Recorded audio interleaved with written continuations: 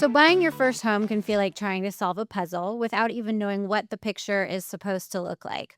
You hear things like credit score, down payments, even escrow, and somewhere along the way, it just starts to feel overwhelming. So, today we're fixing that. Welcome to Beyond the Rate, the show where we make mortgages feel a lot less intimidating. I'm Carrie Worth from Charter West Mortgage Center, and I am learning this right alongside of you. Today's episode is all about first-time home buyers and what you need to know, what actually matters, and how to take the first step without feeling overwhelmed. So I've brought in some experts to help guide us through this. Joe, why don't you go ahead and introduce yourself first? Tell us who you are and what you do. Thanks, Carrie.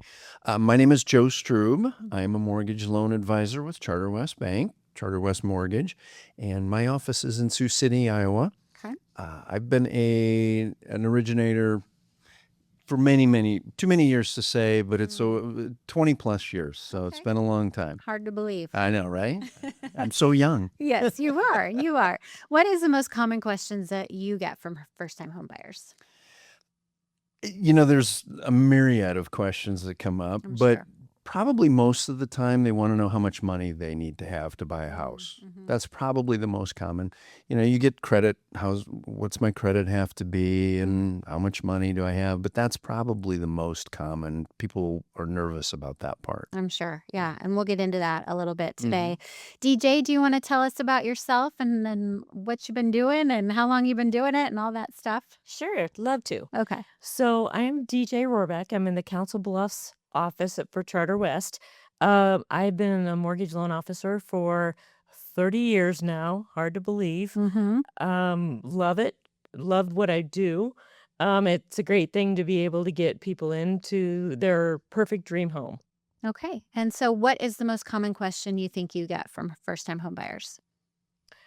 Probably the same thing that you guys have mentioned. It's, Mhm. I have a lot of people that still think they need, 10, 20% down. Yeah. And that's really not the case with the programs that we have available. Yeah, that's so nice. I think that's one of the things that we really want to educate people on is that you don't have to put that 20% down. And we will talk about that a little bit more today.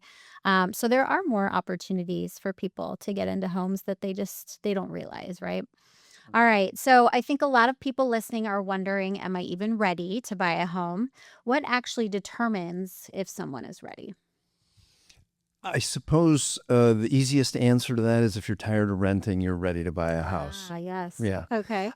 There's other factors that go into it, but that's where you start. If you're tired of renting, it's time to start looking and planning to purchase. Okay. Is renting bad? No, not necessarily. Some Mhm. people are meant to rent and others are meant to buy. And it's your personal opinion. Some people don't want to have that obligation of taking care of houses Right. and mowing the yard. There's benefits Others, of both. yeah. Yeah. And so there's benefits both ways. But if you're tired of the renting part, then it's time to start looking into buying. Okay.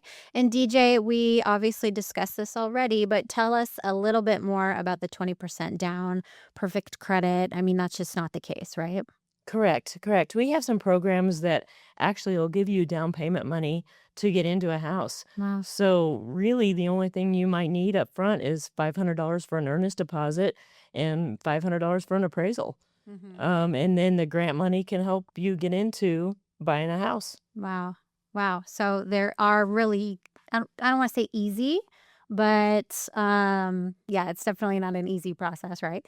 It can be a little challenging, but that's why we want to talk to you guys today. But there are some other options as far as money down and that kind of thing. Okay. So it's less about being perfect, more about understanding where you stand. So once someone decides they might be ready, what happens next? Everything pretty much starts with the application, and that's where we just gather personal information about where they work at and their financial picture, and that gets the ball rolling. I tell people once we get started there, I can walk you through the process, give you some options, and see what fits best. But getting the application is where everything starts. Okay. And that's painless. I mean, it's just questions about what's your name, what's your birth date, Right. personal things that's easy Simple to get started. information. Right. Yeah. Okay. So, DJ, when someone applies for a mortgage, what are the main things that you're looking at? So we take a look at the whole picture. We take a look at their income. We take a look at how long they've been on the job, and we take a look at the credit. we'll go ahead and pull a credit in, and that'll pull the liabilities in. So then we'll be able to figure out how much a month based on their income they can afford. Okay. And then we kind of work backwards from there. Sometimes, mm, conventional loans doesn't work for everybody. Maybe we're looking at an FHA loan or a VA loan, Mhm. but once we get that application, we can kind of work the borrower to go into that program and um, figure out what their goals would be Okay. and where they need to be for a payment and kind of work backwards. Okay. All right. That's great advice. So, is credit score the most important thing? Is there one thing that kind of stands out on the application that you guys are like really honing in on? It, I always say it's kind of like a puzzle, and every little piece has its place. Mm. So I don't think any one particular piece is more important than the other, but credit's certainly very important. They all are. I Yeah. mean, we're going to look at their income compared to their monthly payments. We're going to look at their credit and what they have for assets available for down payment and closing costs. And they all kind of fit together in a nice, tidy little picture when it's Yeah. all said and done. When it's all over. Yeah. All right. So, how does income and debt play into this? So basically, what we're going to figure out what their income is and how much they make, and divide it out and subtract their liabilities, and then whatever's going to be left is going to be left for the house payment. Gotcha. Sometimes you get a self-employed borrower that might not show as much income, and we have to get a little creative with there. Mm. We do have some programs for self-employed borrowers too. Okay. We just again got to work that puzzle to make it all work for the borrower. Okay. All right. So it's really about the full picture, not just one number. Like you said, it's kind of a puzzle, and we want all those similarly important pieces to come together, right? Yes. Okay. So let's talk about the part that scares people the most, and that is money, right? So we're going to break down the costs. Let's start with down payment. How much do people really need? We talked about different options, but can you kind of go through what some of those options are again? Every borrower is different, of course, and every situation is different, but it could be anywhere from 0 to 5% as kind of a minimum down payment. As DJ said, there's various programs that are available, whether it's down payment assistance that help them with that down payment, and they don't have to come up with any money for the down payment, or whether it's the program itself that maybe doesn't require, VA, for example, doesn't require any down payment. You can finance 100% of the purchase price. But when someone asks me that question, I usually start with between 3 and 5% as kind of a guideline. Okay. And just to be clear, too, on VA loans, those are for qualifying veterans, right? Right. You Yeah. have to have VA eligibility and have Right. been a veteran, right? So a civilian cannot get No, a VA. that's right. Okay. So keep that in mind. Okay. DJ, what are closing costs and how are they different from the down payment? So closing costs are all the costs that are involved in buying the house. You've got appraisal, you've got title fees, termite inspection, your first year homeowner's insurance, and those fees can add up. A lot of times we ask maybe the seller to help pay for the costs, or we can maybe look for the grant money to help cover some of those costs too. Okay. All right. And a monthly mortgage payment is not just your mortgage, right? It's made up Right. of some additional stuff. So what else is in there? So you've got principal and interest that pays back the amount that you borrowed, your loan amount, and then you will have we'll take your annual real estate taxes and divide that by 12 and add that to your monthly payment. Same with your homeowner's insurance and then possibly mortgage insurance. Okay. And we can kind of get into those a little bit more because sometimes you have to get mortgage insurance and Mhm. sometimes you don't. Right. And then when we're putting aside the money for taxes and insurance as well, that's called an escrow. That's Right? correct. Okay. Yes. I'm so smart. Fancy word for a set aside. Yes. Love it. Okay. So what are you guys' thoughts, both of you, on calculators, online calculators to estimate your real payment? Do they actually work? Well, I've had some clients call me and I would, for instance, give them a $1,800 payment. And then they said, well, that's not what online shows. Online shows a $1,400 payment. Well, the one thing I worry about is those online calculators might have the wrong interest rate. They might have 20% down instead of, 5% down, Right. and might not include the mortgage insurance or sometimes the hazard insurance. For the home insurance, those quotes might be a lot higher than what an online quote would have. Yeah. I always tell everybody after I pre-qualify them to call me, with that house address, and I'll run some numbers and give them exactly what that payment would be. Okay. All right. Joe, what do you Yeah, you have to be really careful. People have to be very cautious when you're looking at the online calculators because they'll omit things or make a lot of assumptions, and everybody's situation is different. So Mhm. it's best to call your loan originator and get a valid number. Gotcha. Okay. So would it be fair to kind of understand that as an estimate, or should people just not use them at all?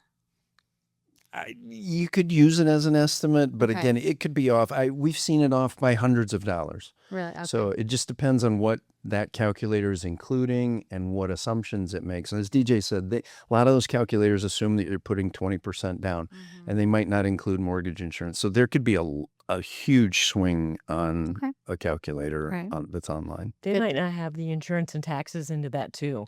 So Yeah. that throws people off because Mhm. they don't understand those numbers. Yeah. Okay. So there's a lot more numbers than people expect. So that's why it's just so important to reach out to a lender or an advisor. All right. So, biggest first time homebuyer mistakes. What are some of the biggest mistakes that you see first time homebuyers making? Well, the biggest one I see is I always tell everybody not to go get new credit.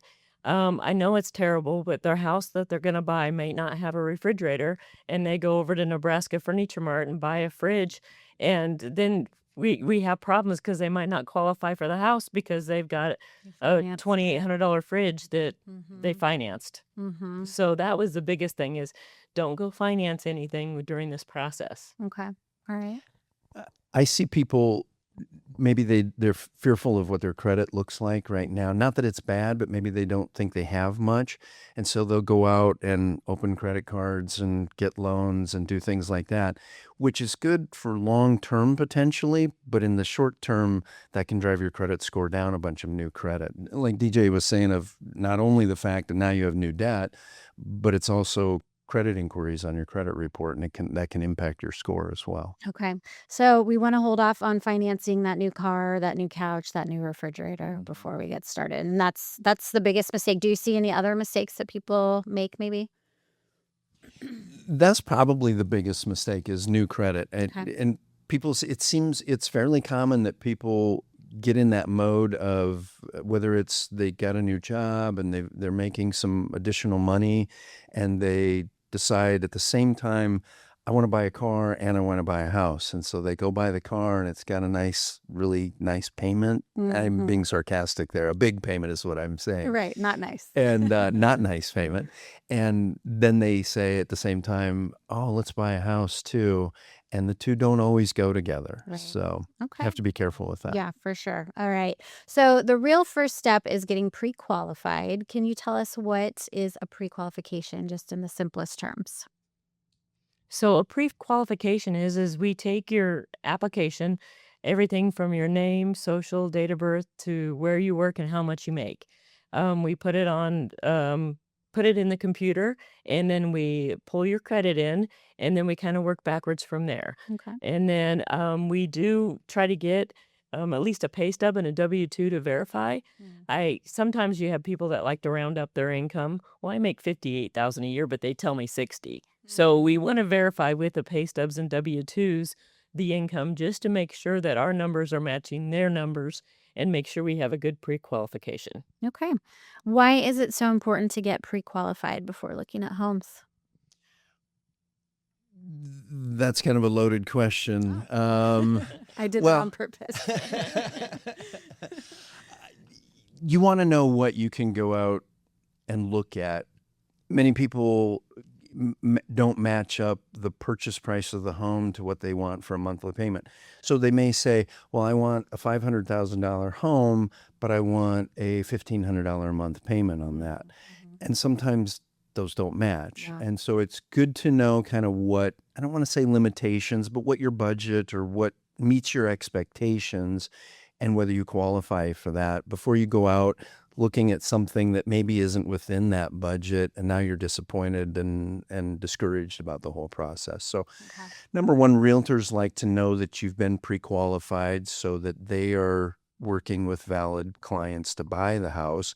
And number two, for the buyer themselves, again, you want to they should want to know that they're looking at the right houses that fit what they can get approved for the loan. Right. Okay. So I want to note that there is a difference between pre-qualified and pre-approved. DJ, can you explain what the difference is? So the pre-qualified, we're just going to take a quick snapshot of what basically you tell us that you make and what you do, and maybe glance at the pay stub. Pre-approved means we're taking everything, going to an underwriter and having an underwriter go through and actually go through the qualified process. Okay. So that way the underwriter validates, hey, this is what they can do. The difference between the two is once you do the pre-approved, you might be looking at a $250,000 house. Well, what if you go buy a $275,000 house? Well, then we got to go back through that process again, just to make sure that you've got that extra $25,000 qualification in there. Okay. So pre-qualification is more preemptive, you might say. Correct. Okay. And one's just a little bit more in depth. When someone gets pre-qualified, does that lock them into anything? No, that just basically tells them what their shopping budget is. So they're not locked into any type of loan amount. As DJ said, they might be pre-qualified for $250,000, but they go and find a $275,000 house that they like, and we can make adjustments for that. So they're not locked into anything at that point. So there's a little bit more flexibility. Yeah. Okay, gotcha. So we found the home, we put an offer in, we're super excited, we're waiting to hear the news, and it gets accepted. What happens after that? That's when the work behind the scenes starts up. So that's when you guys get busy. Yeah, that's when we get really busy. We'll review and make sure that we have all the most current documents, pay stubs and bank statements from our borrowers.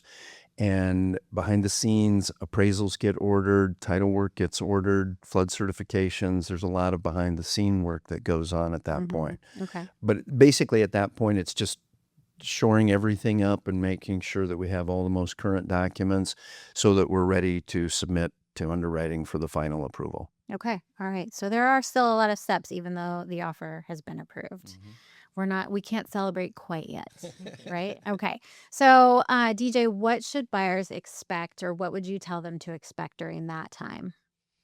So it takes about a couple weeks. So basically, once we get the loan application in, and we get everything, and we get the W-2s and everything in, then we kind of put it together. We order the appraisal. We get title ordered. There might be a termite or a home inspection ordered in the meantime. And then in the next couple weeks, we just kind of gather all the information in. Once we've got everything in the file and everything's perfect and looking great, then we submit it to the underwriter. Underwriting can take anywhere from 24 to 48 hours, depending on the time of the clients and their workload. But once we get an approval back, and then we let the buyers know that, hey, they're approved, we might need an extra pay stub or an extra bank statement at that time, depending on what an underwriter requests. But we try to make it as simple as possible and as painless as possible. Right. We try to, right? Yeah. Yeah, as much as we can. So where do people tend to feel the most stress during that time? Where do you sort of pick up on that? There's a flurry of things that happen right after they get their purchase agreement accepted.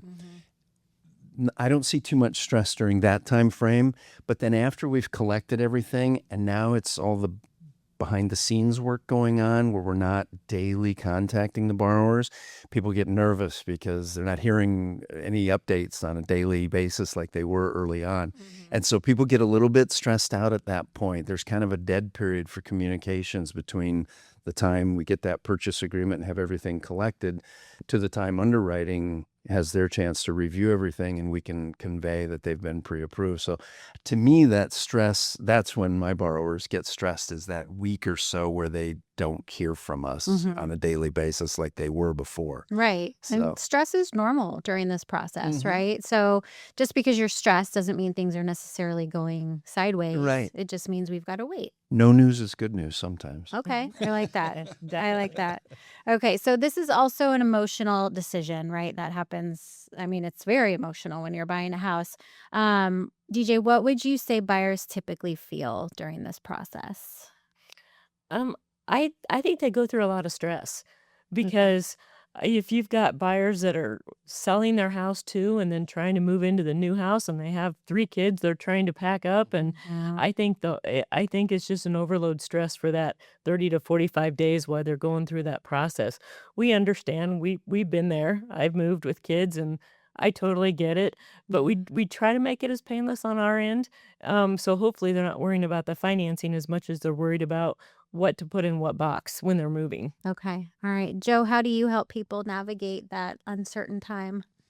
Well, we're kind of focusing on first-time buyers Yeah. here, and when they come in that first time, it's overwhelming. I mean, there's a lot that goes on our end, and so I try to keep that pretty basic, and then I explain to them, we'll walk through this one step at a time. If we just tackle things, this is what we need to deal with, and then deal with this, and then deal with the next thing. That seems to take a lot of the stress off of their minds and off their shoulders. And rather than looking at the whole big picture of all the things that are going to happen and appraisals and title work and pay stubs and I mean, you can overwhelm people with mortgage jargon, Yeah. and DTIs, and I got boy. 50 acronyms that I could I'm throw at sure. them. And so if you break it down and just say, let's just take this one step at a time, that seems to ease their mind and make things go a lot easier for them. Okay, that makes sense. So almost like a little bit of a checklist, like this is what we're doing now, this is what happens next, this is what you can expect. Absolutely. That kind of thing. Okay.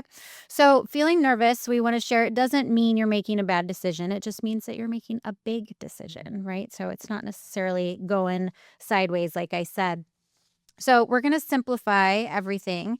If you had to simplify the whole process, what does someone actually need to succeed?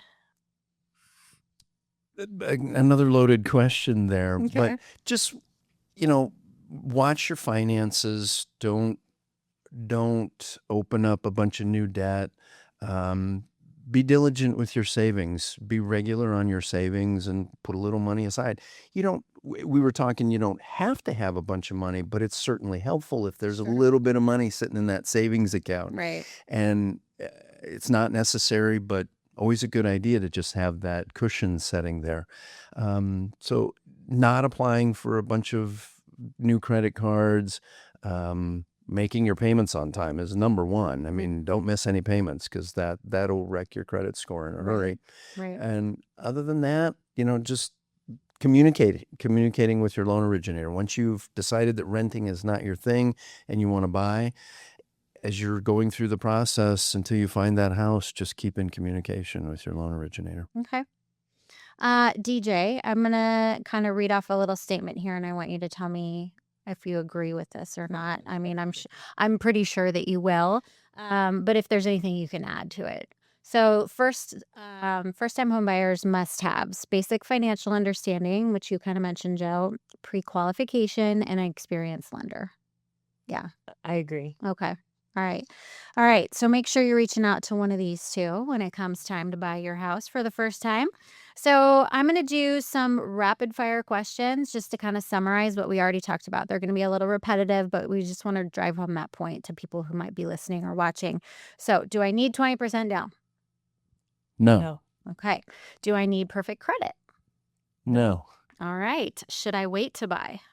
No. No. Buy it now. Depends on the circumstance, Yes. right? Okay. Yes. And that's when they should come in, get that pre-qualification, talk to a lender, just ask questions, right? I mean, the biggest thing is just to be educated and do your research. Okay. Is renting throwing money away?